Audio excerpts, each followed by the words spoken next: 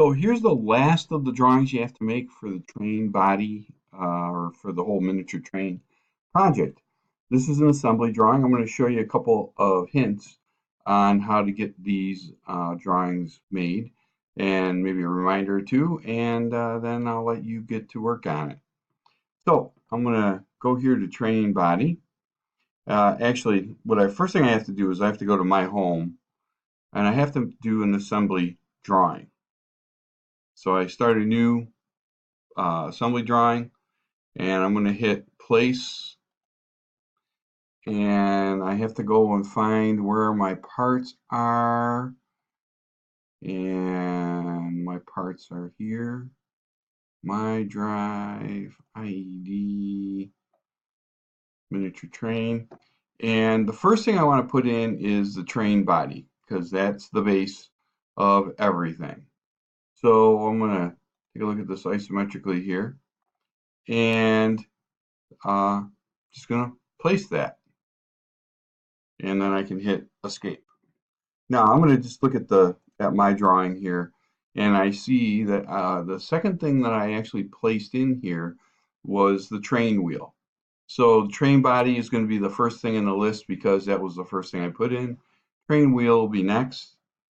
So I'll go back to my assembly drawing here, and I'm going to hit place again, and I'm going to find my train wheel.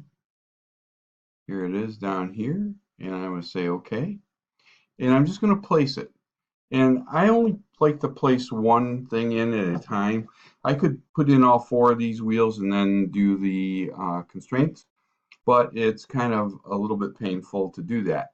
Now, we need at least 3 constraints when we have square or rectangular parts to fully constrain something. But when you have something that has circular features on it, like this wheel does to the axle peg hole here, well, we can then use what's called an insert constraint. So I'm going to go to constrain. I'll pull this over so you can see it. There is insert right there. I'm going to click on that. Now, what that's going to allow me to do, I'm going to zoom in on the axle peg hole here, is when I put my cursor on this, it gives me a center line. That's the line going down the middle here. It also gives me a line around the exterior of this train wheel. So I'm going to click that. Now, what I want to do is I want to see the inside of the wheel of the train. So I'm going to spin around here a couple times, and then I'm going to zoom in. And again, I'm going to just put my cursor on the edge of the circle. I'm going to click, and then I'll hit apply. I'll go back to the home so we can see this. And what you'll notice is that the wheel is actually attached to the train body. Now, other things you can, of course, use the insert for anything that's round. Let's go place. Let's see if I'll find the axle peg. Here he is. I'll say open. I'll put my axle peg in here. And I'll just say OK. Now, very similar thing. The reason I'm going to use the constraint here and click on insert, and the reason I want to use that again is because I can have the outside edge of the hole match up with and watch where I click here, I'm going to click the inside or the outside of the threads. Yours won't be threaded all the way up at the top of the bolt that I have. Now hit apply, and we'll go back to the home thing. There it is. Oops, hit cancel. There we are. Oh, it's kind of spun around. Well, whatever. So, excuse me. That's what we can do to attach circular parts. Now, something else that happens is we get a little bit of trouble with the front cow catcher.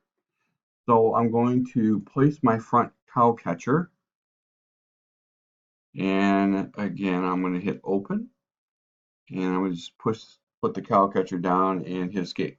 My cow catcher is from a different version than what yours is, so mine the holes go all the way through.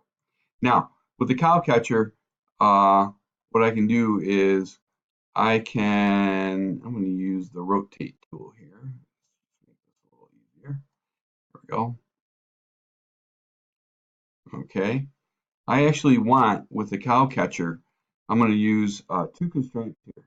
First, I'm going to use the insert constraint because I want to put that face of the cow catcher against that face right there of the engine. But what you can see, I'm going to cancel out of this. If I put my cursor on here and rotate this, a couple of problems. One, this is not facing straight the way it should. And by the way, my train body, I don't know why it did this. It's not pinned in place. So I'm going to right click and I'm going to do what's called ground it. So now when I put my cursor on here, it doesn't move around. Okay. Now, next constraint that I'm going to use, this is another one that I'll use sometimes. This is an angular constraint. So I'm going to click on angular. I'm going to click the bottom of the train body. I'm going to click the bottom of the cow catcher right there. And then I'm going to mess around with my solutions here. And what you'll notice when I just clicked on that, my angle is 0. It looks pretty good. If I change the solutions, other things might happen to this, but I sort of like this one, and I'm going to hit apply and cancel. Now, when I put my cursor on here and try to move it, it doesn't move. That doesn't move. The train wheel does rotate because the train I didn't put 3 constraints on there.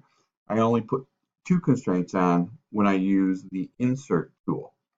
So the insert tool is kind of a nice tool to use. It's kind of a nice one to have in your toolbox, I guess is the best way to put it. And you can proceed forwards with doing the rest of the assembly of this thing. Oh, now, sorry about that. I forgot that what I want to do is I want to put this in. So I'm going to save this one.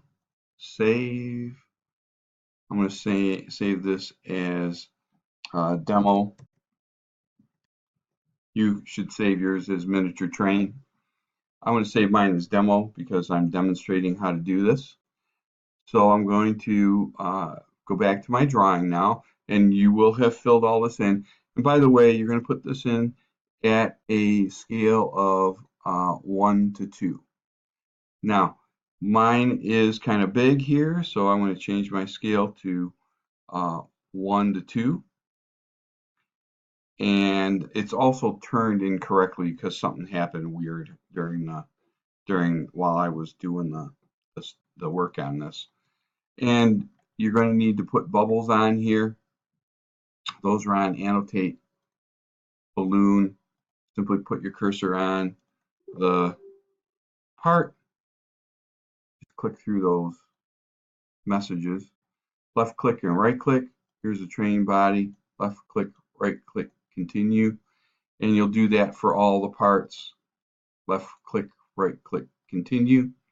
And then you have to put in the parts list, and that's right here, parts list. Come out and you select the view, say okay, these are all things we've done before. You bring the view in, and then you double click on the words here, go to the first column.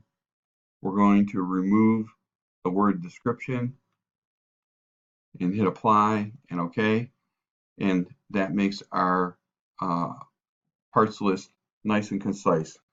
You will have done all of your assembly work, prior to this. So there you go.